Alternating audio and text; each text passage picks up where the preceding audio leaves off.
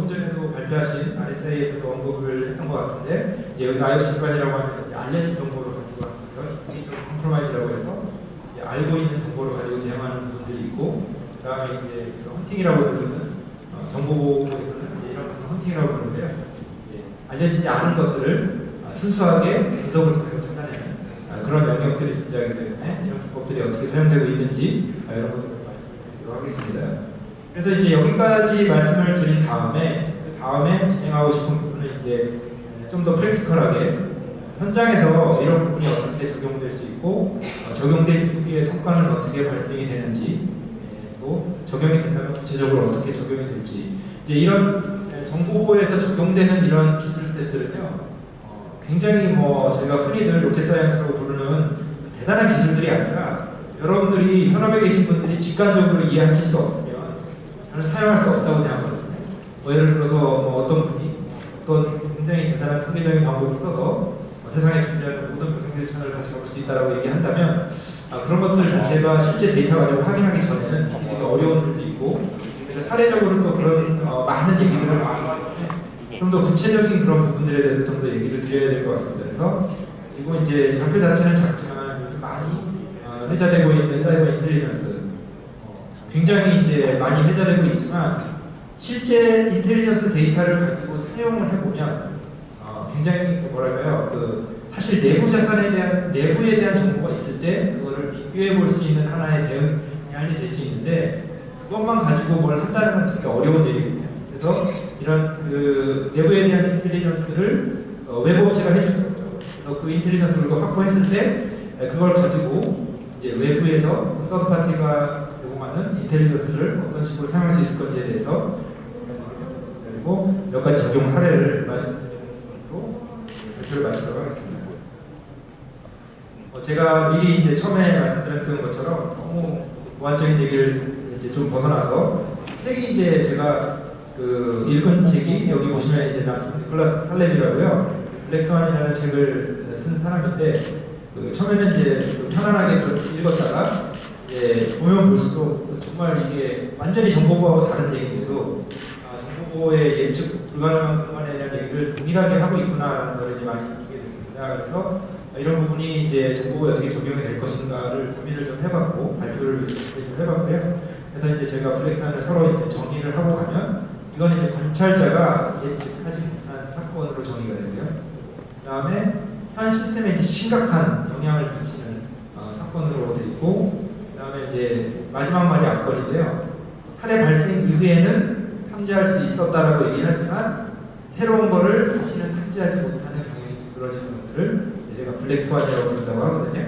이제 저희가 2007년, 2009년 이후로 그 많은 사건들을 가지고 왔었는데 이런 사건들이 물론 이제 다 다른 영역에 있고 다른 피해를 줬지만 계속 예측에 실패하는 이유가 뭔가 있을 텐데 이런 이유가 뭔지 한번 하나하나씩 잠깐 이제 얘기를 좀 해보겠습니다. 77 공격 같은 경우는 이제 너무나 많이 회자돼서 어떻게 보면 상당히 식상한 공격이고요. 디도스 자체가 지금 이제 유행에서 많이 떨어져 있어서 디도스 말하면 지도해 하시기도 할 텐데 77 공격에서 제일 제가 생각했을 때 블랙스완적인 부분이 뭐냐 얘기를 하면 이제 많은 분들이 뭐 예를 들어 CC어택을 얘기하시는 분도 계시고 HTTP 공격을 얘기하시는 분도 계시고 많은 분들이 있지만 저는 개인적으로 생각했을 때 공격자가 본넷을 생성한 방법과 본넷을 사용한 방법이 가장 쇼킹한 게 아닐까. 잘 아시겠지만 이제 그 당시에 55만 개 이상의 본넷이 사용이 됐는데요.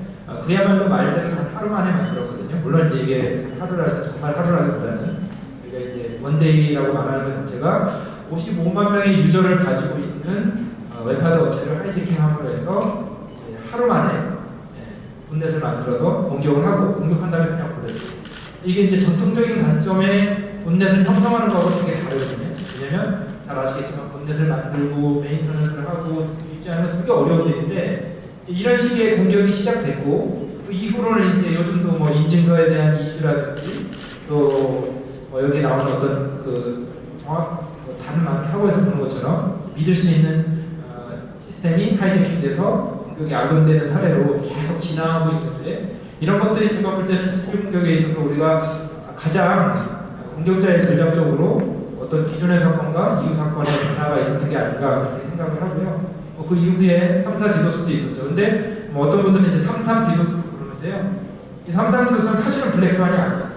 블랙스완이 아니었던 이유가 뭐냐면 이미 하루 전에 공격 시그니처가 기관들을 통해서 공유가 됐고 이미 다 적용이 됐기 때문에 블랙스완이 아니라 하나의 해프닝으로 끝나버렸던 공격이 될 수 있었는데 이런 것들이 이제 지식을 알고 있냐 아니냐의 차이가 되겠죠. 그 다음 뭐 공교롭게 2013년 뭐 이래서 이제 홀수년으로 계속 사례가 이어지잖아요. 그래서 이제 정보보호 홀수 대란선 뭐 이런 얘기가 나와서 뭐 이제 얘기가 진행되고 있는데 저는 이제 이게 좀 어떻게 생각하면 너무 지나친 패배주의가 아닌가라고 생각을 해요. 왜냐면 실질 공격이 난 다음에 어떤 분 얘기가 있으면 정보보호 7년 대란선이라는 그 7년 전에 거슬러 가 보시면 2003년 인터넷 대란이 있었는데 그때 공격이 나고 7년 있다 났으니까 이후 7년은 우리는 괜찮을 거다라고 사람들이 생각했거든요. 근데 이제 사건이 또 나니까 사람은 뭔가 패턴을 찾고 그 안에서 이제 편안한 마음을 가지려고 하는 게 인간의 본성인데 모델링을 자꾸 하려고 해요. 이제 모델링이 틀리면 블랙스완이 오게 되는데 우리 또 하나의 모델을 만든 거예요. 정보보호 홀수 대란선.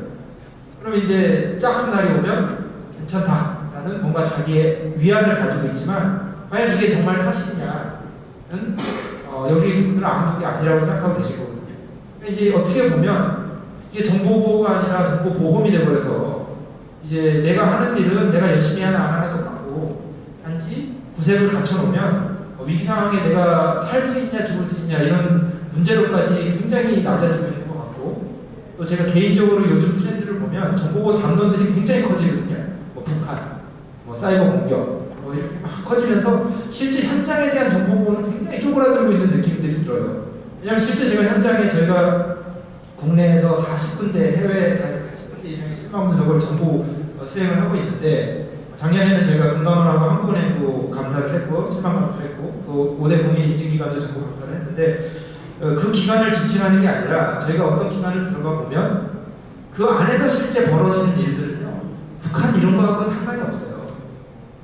근데 그런 어떤 거대 담론들이 정보보호를 굉장히 특별하고 멋있는 어떤 슈퍼맨의 영역으로 끌어올리면서 나머지 실질적으로 할 수 있는 부분에 대해서는 어떤 패배감이나 자괴감을 굉장히 강화시키는 느낌이 나고 있어서 저는 이게 이런 어떤 그 정보보호의 거대 담론이 나쁘다는 건 아니지만 계속 이렇게 팽창되는 게 과연 정보보호 산업을 위해서 올바른 일인가라는 생각이 좀 들 때가 있습니다. 그래서 우리가 실제 현장에 내려가서 제가 분석을 해보면요 작은 노력으로도 큰 성과를 올릴 수 있는 게 많이 있거든요.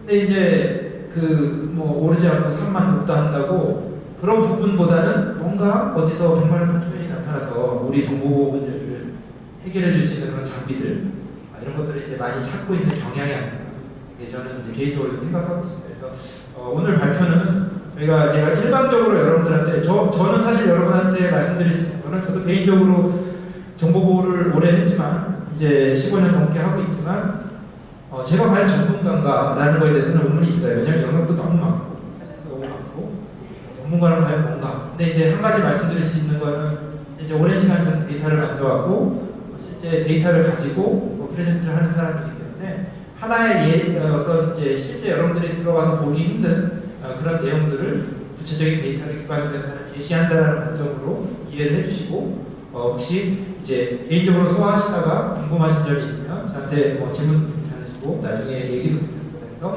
그래서 좀 서로 의견을 좀 교환할 수 있는 현장과 정보보호 멘더가 어떤 그 의견을 좀 교환할 수 있는 자리가 돼야 되지 않을까. 일반적으로 막 샤우팅하는 것보다 다 잡아요. 이거만 하시면 뭐 끝장납니다. 이렇게 믿지도 않고 그게 될 수도 없죠. 그렇게 이제 그런 부분에 대해서 좀 허심탄회하게 솔직하게 얘기해 볼 수 있는 자리가 됐으면 합니다. 이제 제가 위협 공간을 어떻게 보면 이제 이번 발표에서 가장 중요한 핵심적인 장부라고 볼 수 있는데 위협 공간을 이제 재정의를 해봤습니다. 결국은 프레스파이스라는 것은 우리 남리지 우리가 알고 있는 지식의 한계점을 지정하는 거라서 여기서 벗어난다면 그것들은 이제 아웃라이어가 아니라 완전히 언노운이 되는 거거든요. 그러니까 이제 아까 말씀드린 블랙스완에 대한 부분까지 우리가 과연 대응을 하고 싶다면 위협 공간을 어떻게 확장해야 될 것인가. 근데 이제 위협 공간을 나눌 때 알려진 것과 알려지지 않은 것들, 거고요. 그다음에 신뢰도가 낮은 것과 높은 것을 Y축에 둬서 이 4분권 쿼드란트를 한번 구성을 해보면 일반적으로 이제 잘 아시는 것처럼 알려진 좋은 소프트웨어들 그런 것들이 있고요. 그다음에 알려진 나쁜 소프트웨어들이 있고요. 그다음에 이제 내가 모르지만 들어가서 보면 우리 회사를 위해서 등장하고 있는 게 있습니다. 이제 여러분들이 이분을 어떻게 생각하실지 모르지만 저희가 이제 사용자망에 대한 감사만 막 하다가 작년에 이제 기사에서 요청이 들어와서 인증기관이나 이제 한국은행 서버망에 대한 퍼블릭이 아니라 인터널 구간을 이제 감사하면서 느꼈던 건 뭐냐면 막상 서버를 운영하시는 분들도 자기 내부망에 어떤 서비스가 운영되고 있고 어떤 현상이 발생하는지 모르시는 경우가 많더라고요. 그래서 그게 사고가 아님에도 불구하고 이제 지적이 됐을 때 굉장히 당황하는 그런 모습들이 좀 보였어서 그런 것들은 사실 언노운이거든요. 지금 상황에서는 나쁜 건 아닙니다. 그래서 그걸 쓰셔서 보고 분석하고 그러면 이거 전에 이거에서 이렇게 해서 한 건데 지금 이런 거였다라고 답변이 나오는 것들이 있습니다. 그래서 이런 부분이 있고 그다음에 이제 정말 알려지지 않은 악성이 있죠. 근데 이런 것들을 구별하기 위해서는 좋은 걸 알아야 나쁜 걸 구별할 수가 있죠. 그래서 좀 공교롭게 저도 요즘에 이제 포지티브 시큐리티에 대해서 많이 고민을 하고 있습니다. 이제 기존의 방식은 네거티브 시큐리티잖아요. 계속 얹어 나가는 방식인데 계속 얹어 나가는 방식은 스케일업을 하지 않아요. 문제가 팽창되는 속도가 내만한 속도를 이겨낼 수가 없습니다. 근데 저희가 어떤 노름을 만들어서 벗어나는 거를 보자고 한다면 이거는 처음에는 좀 어렵지만 그냥 가능한 방법이 되거든요. 그래서 요즘 이제 해외 분석 많이 읽어보시면 답은 뭐 포지티브 시큐리티다 이런 얘기를 하는 걸 보면서 저는 느낀 게 뭐냐면 고민을 뭐 충분히 하면 서로 다른 길을 걷고 있더라도 뭔가 어떤 솔루션에 대해서는 동일한 지점에 도달하는 게 아닌가라고 생각을 해요. 그래서 이제 포지티브 시큐리티에 대해서도 이제 도입이 되지 않으면 이런 공간을 정의할 수가 없습니다. 여태까지는 이 안에서 나쁜 사람만 하나씩 잡아서 집어넣는 방식이고 빨간 모자 쓴 사람 잡고 파란 모자 쓴 사람 잡고 하지만 모자를 안 쓰고 들어오면 잡지 못한다든지 그런 문제가 있었는데 이런 공간을 저희가 기존의 정보보호 장비를 한번 매핑을 해보면 대부분의 장비가 이쪽에 위치하고 있습니다. IDSR 그냥 이게 저게 얘기해줬을 바하겠는 건 아니고요. 장비들에 대해서 얘기를 해보면 전부 알려진 악성들을 어떤 식으로 잡으려고 하는 그런 노력들이 있습니다. 근데 이제 저희가 실제 여러 가지 업무를 통해서 분석을 해보면 알려진 나쁜 것들은 그 알려진 나쁜 것들을 대응하는 기술은 굉장히 먼추어져 있어요. 그래서 많이 정말 생각보다 잘합니다. 그리고 되게 제가 개인적으로 굉장히 크게 느꼈던 건 뭐냐면 열심히 하는 기관은 괜찮아요. 근데 열심히 하지 않는 기관은 정말 차이가 나더라고요. 그래서 저는 어차피 언론의 영역이니까 아무리 열심히 해도 문제가 많지 않을까 하는데 하이리 법칙이라고 여러분들 아시는 것처럼 사고가 많으면 이제 작은 사고가 많으면 큰 사고가 나잖아요.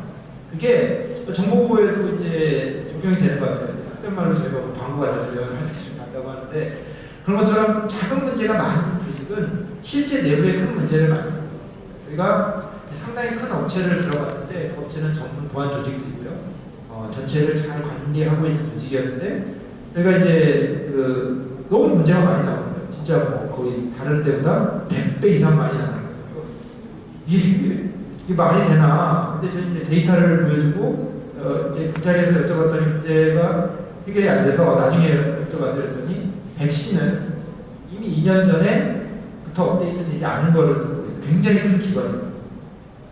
왜 그렇게 쓰고 계시는지를 물어봤더니 그 기관은 백신 하나 납품할 때도 직접 납품을 못하고 제3자를 통해서 납품해야 되는데 안 내면 자존심이 있어서 가격을 안 깎아요. 그러니까 이제 거의 공짜로 들어오는 백신을 듣게 되고요. 그래서 그런 것처럼 실제 예방 체계를 열심히 하시면 그 기존에 알려진 공격들은요 어느 정도 물론 이제 속도 차이 언제 잡느냐는 굉장히 다른 문제지만 이제 속도 차이지만 결국 열심히 하면 대응은 되는데 그렇지 않은 곳에 있는 문제들은 이제 다 잡히는 건 아니더라고요. 그래서 저희가 국내 굉장히 큰 대기업 회장실에도 같이 있는 건물에 들어가서 했을 때도 알려진 공격은 하나도 안 나왔는데 알려지지 않은 공격 중에 굉장히 심각한 것들이 탐지가 된 적도 있고 또 그런 것들이 이제 내부 보안팀을 통해서 확인하고 이제 대응을 같이 한 적이 있는데요. 그런 것처럼 이 영역에 대해서 한번 저희가 생각해보고 뭐냐면 과연 우리 조직은 이러한 영역에 대해서 어떤 어프로치를 가지고 있는가를 생각해볼 수 있지 않나 생각이 듭니다. 이제 뭐 이거는 이제 제가 쭉 에이전더를 보니까 이 세상이 이렇게 된 것 같아요. 저만 막 이렇게 생각하는 건 아니고 뭐 밖에 있는 이제 다른 업체 브로셔도 제가 갖다는데 이런 얘기들이 이제 일반화되고 있는 것 같습니다. 뭐냐면 IOC 기반 대응과 헌팅은 분석 기반의 대응은 이제 병행적으로 이루어진다는 것은 더 이상 저만이나 특정한 사람들의 생각이 아니라 이제 어떻게 보면 정보보호 영역에서는 당연히 해야 될 일이 된 것 같아요.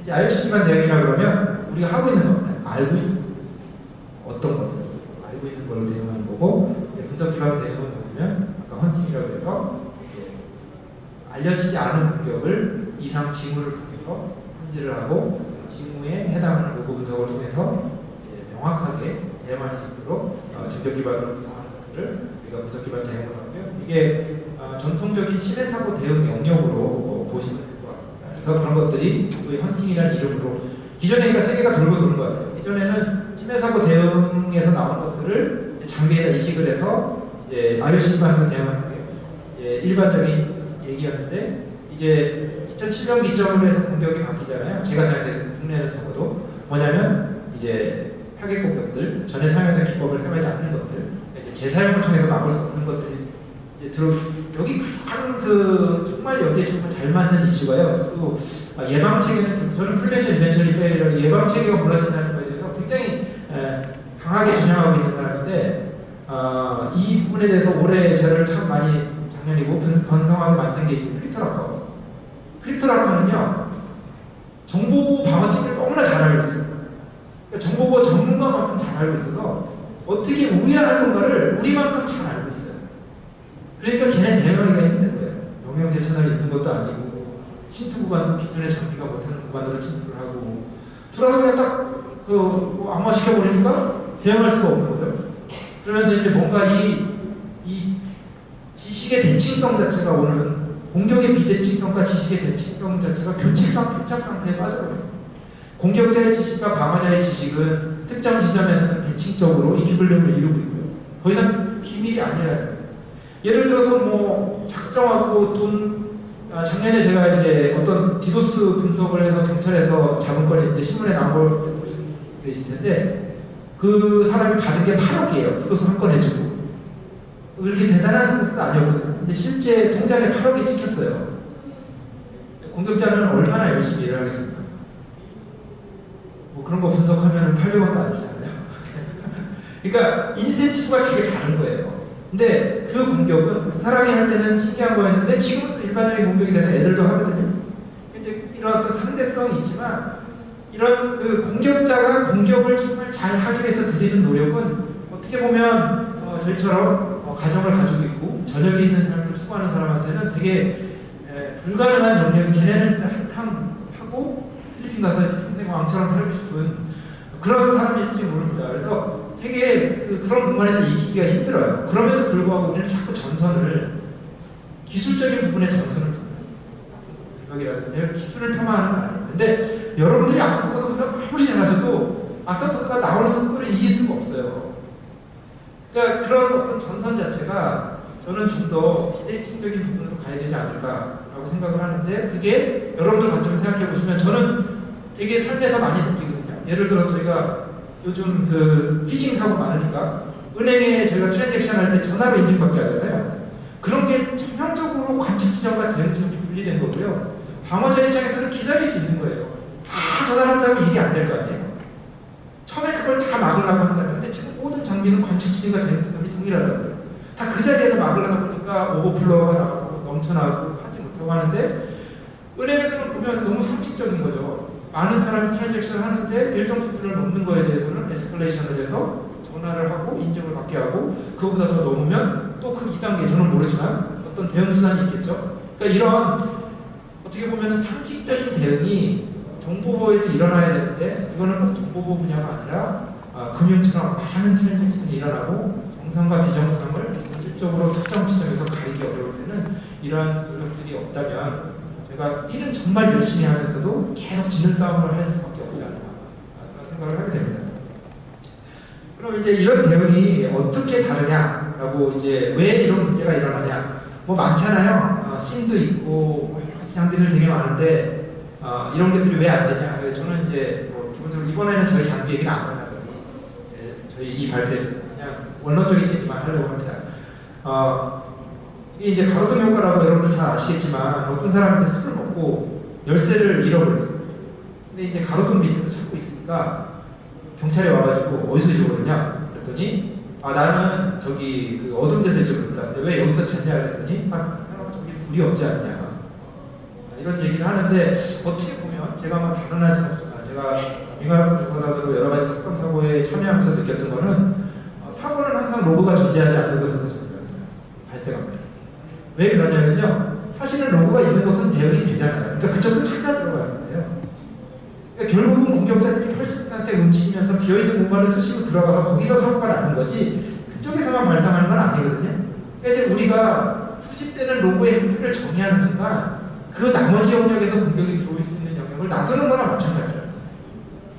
그래서 우리가 어떤 정보를 얼마나 모을 것인가, 정보를 얼마나 모을 것인가, 빅데이터를 어떻게 활용할 것인가를 고민하기 전에 내가 생각하는 외형을 통지 가능한 정보를 모으고 있는가를 먼저 고민을 해봐야 되는데 뭐 예를 들어 제가 농담으로 잘 많이 얘기하는 뭐 물고기 잡아가지고 다 자르고 갈아가지고 어묵 만든 다음에 원산지를 추적하는 건 불가능하거든요. 근데 지금 디켓이 나오면은 그런 식이거든요. 머리 자르고 꼬리 자르고 이제 특정 스트링 걸렸는데 파미트 파미지 그 다음에 해야 될 일은 뭔지 뭔가 사람 자꾸 그 힘을 빠지게 하고 일어서면 바보를 만드는 거예요. 이거 한번 해보겠다 그러면 우리 한번 해봐라 되는지 보자.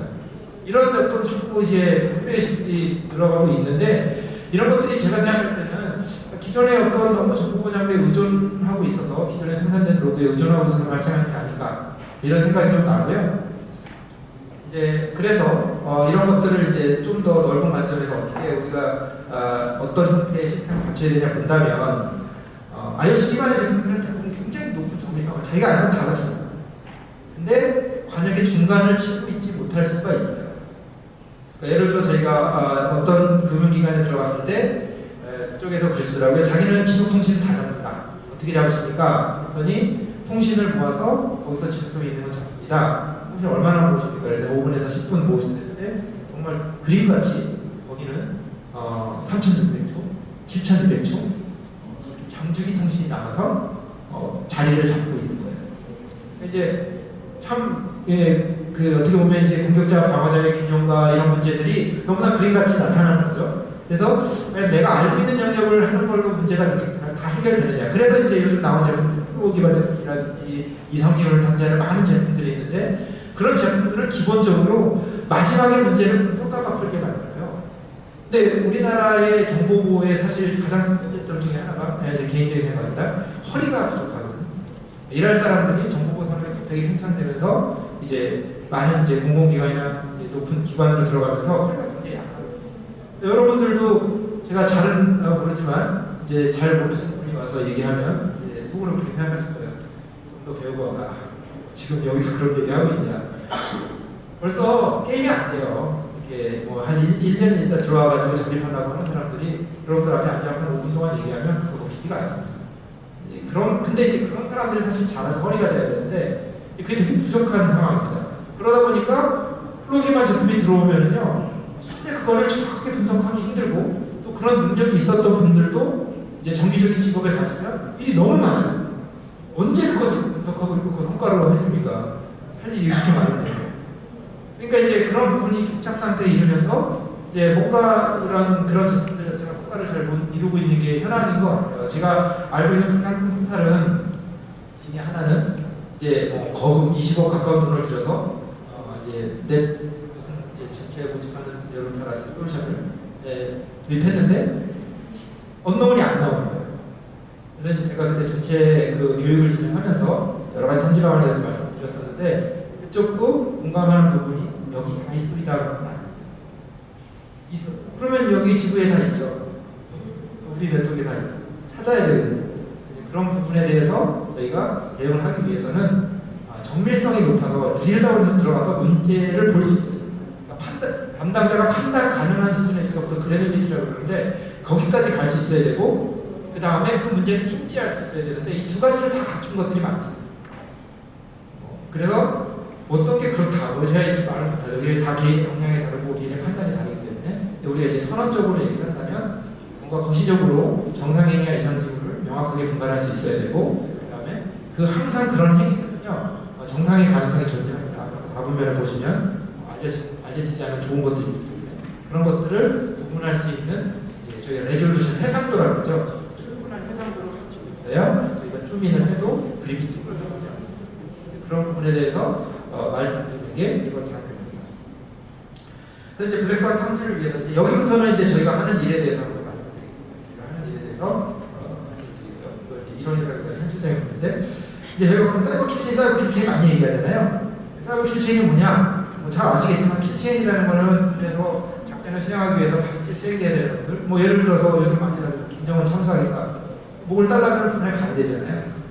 분에 안 가면은 목을 원격으로 따지는 못하니까 그럼 이제 가는 방안을 만들어야 되고 간 다음에 뭐 주소통에 있는지 어디 있는지 알아야 되고 들어가서 거기 있는 사람들한테 단계별로 굉장히 다른 형태의 택틱이 필요하다는 거예요. 그 임무를 수행하기 위해서. 근데 2007년 이전의 정보보 사고들은요 하나의 임팩트를 가지고 일어나는 거예요. 예를 들어서 뭐 SQL 슬래머를 가지고 이상한 포트를 세츄레이트 시킨다든지 뭐 이런 형태의 단발적이지만 그런 임팩트를 가지고 공격되는데 2007년 이후로 난 거는 77 공격에서는 명령 절차를 구성한 거 거의 일회성으로 여러 국가 만들어서 도메인 없이 만들어서 명령 절차를 구성했다든지 일회성 본대에서 굉장히 다른 기술들이 하나의 목적을 달성하기 위해서 일사불란하게 움직입니다. 그러니까 어떤 하나의 영역을 가지고 있으면 병하게 되는 거예요. 제가 뭐 영어 속담에 망치가 있으나 못으로 보인다고 악성 코드 하는 사람은 충분한 악성 코드를 잡으려고 그래요. 네트워크 하는 사람은 네트워크 하는 걸 다 잡으려고 그래요. 근데 이제는 바이오로 융합의 시대가 와서 내 기술이 중요한 게 아니라 문제를 해결하는 게 이제 중요한 상황이 되는 거죠. 그러면 이런 것들 해결하기 위해서 킬체인을 왜 구성해야 되냐면 공격의 다양한 기법들이 사용이 되는데 이러한 기법 중에 하나만 실패해도 목적을 이룰 수가 없어요. 그렇다면 그 목적을 달성하기 위한 것들을 저희가 정리를 하고 그게 반드시 일어나야 된다면 그거를 보면은 알 수 있지 않을까. 그걸 연계시킨다면 보다 명확한 시간을 가질 수 있지 않을까.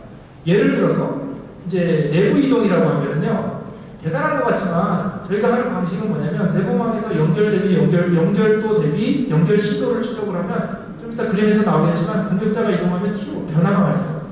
근데 그게 뭐 내부에서 어플리케이션을 개발해서 한 건지 알 수가 없거든요. 그러면 그거를 뭐냐면 여기에 알려진 명령제 채널이 있는지 확인을 해보면 그 다음에 정보 유출 징후가 있는지 확인을 해보면 이 세 개가 다 매칭이 되는 것과 그렇지 않은 것이 있는데 이 중에서 어느 것만 보자 이렇게 말하는 게 아니라 우리 회사의 또한 역량에 따라서 어디는 하나만 문제가 나서 다 오는 데가 있을 거고요. 어느 데는 어느 정도 진행돼야 거기에 인력을 투입할 수 있는 데가 있기 때문에 뭔가 이거를 구분할 수 있고 프라이어리타이즈 할 수 있는 방안이 있어야 대응할 수 있다라고 생각이 듭니다. 막연히 흘러가는 화면만 바라보고 있으면 대응할 수가 없거든요. 왜냐하면 그거는 인지되는 순간에서 사라져버리는 데이터가 같기 때문에 이런 것들을 모으는 방법으로 쓰고 있는 겁니다. 그리고 저희가 현장에 들어가서 보면 사이버 킬체인이 이게 리니어하게 일어나는 게 아니라 빙글빙글 돌아요. 또 제3지역 해킹하고 더 가져오고 뭐 이렇게 저희가 일반적으로 사고 나면은 큰 사고 나면 거기서 사고 났을 때 이제 탐지가 된 걸 가지고 대단한 사고라고 얘기하지만 제가 개인적으로 경험한 거는 사고 나지 않은 큰 사고 그 사람들이 더 많아요. 왜? 탐지된 거는 둘 중에 하나입니다. 하나는 뭐냐면 더 이상 탈 수밖에 없어서 하나는 공격자가 거칠어. 대표적인 사례가 공격자가 거칠어서 사고 난 대표적인 사례가 재작년에 SKB에서 디도스 사고가 나서 1시간 동안 장애가 일어났던 거는 공격자가 슬로우 드롭이라는 공격의 툴을 이용을 했는데 공격을 슬로우로 하게 아니라 굉장히 패스트로 해서 1000만 pps까지 올라갔기 때문에 문제가 일어났던 거예요. 그거는 그 사람이 똑똑해서 그런 게 아니라 무식해서 그런 거고요. 그때 분석을 해보면 알려지지 않은 공격들이 많이 진행되고 있었어요. 아주 작은 레이트. 그러니까 이제 그런 경우가 하나가 있고 두 번째는 이제 저희가 이제 일상생활에서도 보면 이제 집털로 들어가서 아무것도 없으면 앞방에 똥 싸고 나온다 그러잖아요. 여성분들이. 왜냐면 진짜 노력해서 들어갔는데 아무것도 없으니까 뭐 진짜 불을 지르면 잡힐 것 같고 그러니까 이제 토일에 싸우고 나오는 것처럼 실제 가져갈 게 없기 때문에 사고나는 경우가 경우가 있는데 만약 진짜 필요하고 가져가는 게 이게 만약에 한국말을 낳는 우리라면 조금씩 가져가야죠. 이제 그 대표적인 사례가 이제 KT 정보보호 유출 사고에 2천만 건 유출됐을 때 약 7개월 동안 계속 정보를 유출했는데 왜 유출이 됐냐면 거의 시설부처럼 파라미터만 바꿔가지고 유출됐는데 그때 제가 민간업종 전산 들어갔는데 그 공무원분 들어서 이건 왜 탐지가 안 되냐. 제가 이건 원래 탐지가 안 되는 거죠. 장난 서비스가 안 되는 겁니다. 이거는 그런 사고가 일어날 줄 모르고 개발에 취약점이 있는 건데 이해를 못해요. 왜 이렇게 큰 사고가 탐지를 못해요. 근데 그때 사용된 IP가 7개가 아니에요. 10개월도 한 2천만 건. 근데 좀 관점을 바꿔야 되지 않나요? 예방하는 것도 좋지만 2천만 건이 아니라 한 7천 건 나갔을 때 잡았으면 이긴 걸로 봐야 되지 않냐. 그런 생각이 드는 거고요. 이제 그런 것들이 길치를 통해서 이제 이런 것들을 추적할 수 있다면 보다 우리가 여러분들이 판단을 못한다면 대응하지 못합니다. 그래서 어떤 조직은 정보보호 조직이 판단을 못하게 만든 조직이 있어요. 그런 조직을 언노운 대응. 근데 판단할 수 있고 대응할 수 있으면 저는 그게 이제 언노운을 통제할 수 있는 좋은 길이라고 생각을 합니다. 이제 몇 가지 예시를 앞으로 이제 앞에 좀 시간을 많이 드렸고요. 예시를 좀 말씀드리면 이런 것들은 뭐냐면 내부망에 들어오는 파일들이요. 여러분들 생각하시는 것보다 되게 많아요. 근데 그런 파일 중에서 잠재적으로 악성이 될 수 있는 것들이 이제 여러분 아시는 것처럼 워드라든지 PPT라든지 아니면 진짜 바이너리 파일이라든지 DLL 시스템 파일 여러 가지가 있겠죠. 그런 것들을 한번 어떻게 우리 조직에서 들어오는지 보시면 생각했던 것과 다른 양상이 나타날 수도 있고요. 이 중에서 알려진 악성을 걷어내더라도 많은 영역에서 알려지지 않은 생각보다 굉장히 많은 바이너리성류들이 들어오고 있습니다. 그래서 이런 것들 저희가 한번 기관에 들어가서 분석을 하면서 지표를 한번 만들어 봤더니 이 데일리로 들어오는 바이너리의 수는 점점 줄지 않더라.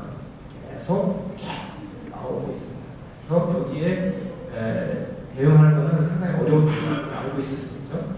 근데 이제 두 번째로 이제 저희가 내부망의 지속통신을 모두 인증어레이트해서 봤어요. 그랬더니 이제 어떤 분은 그러죠. 이게 하루에 처음에 들어가면 막 900개, 800개 있어요.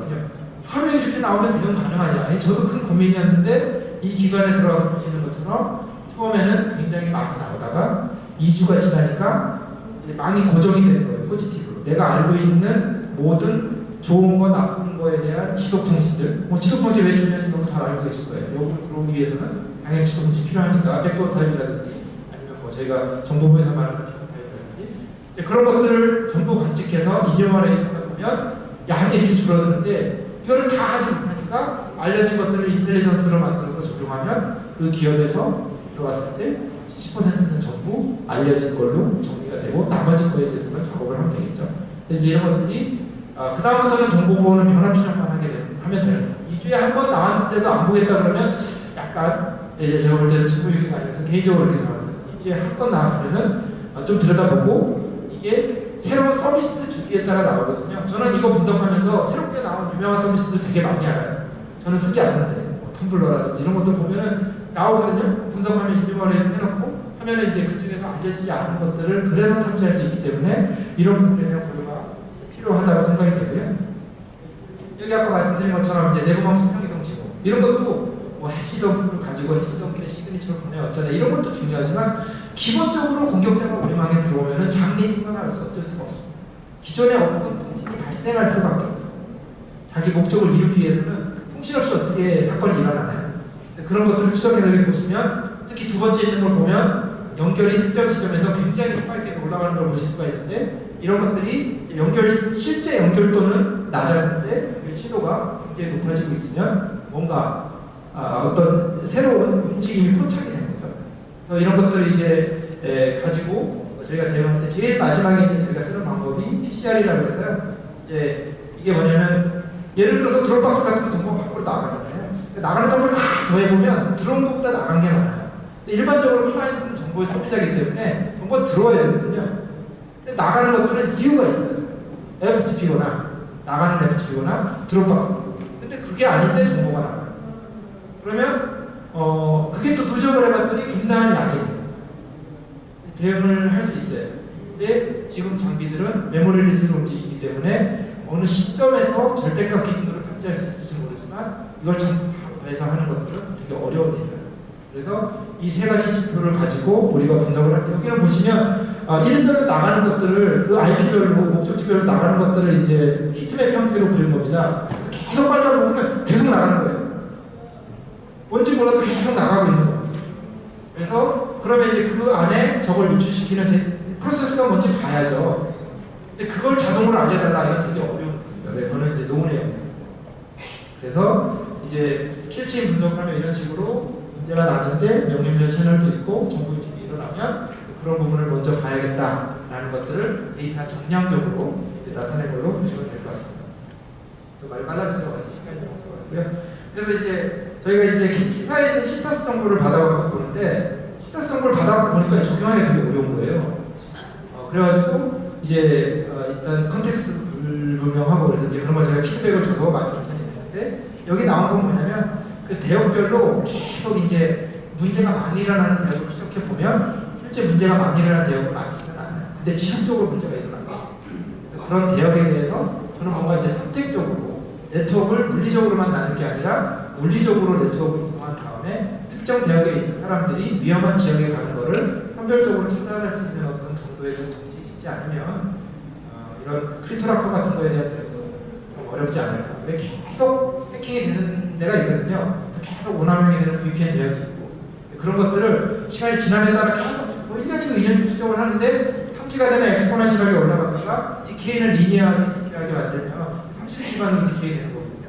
그래서 한 번 탐지되고 30일이 지나면 0점이 되는데 30까지 올라가려면 5번 연속하게 가면은 올라가게 되는.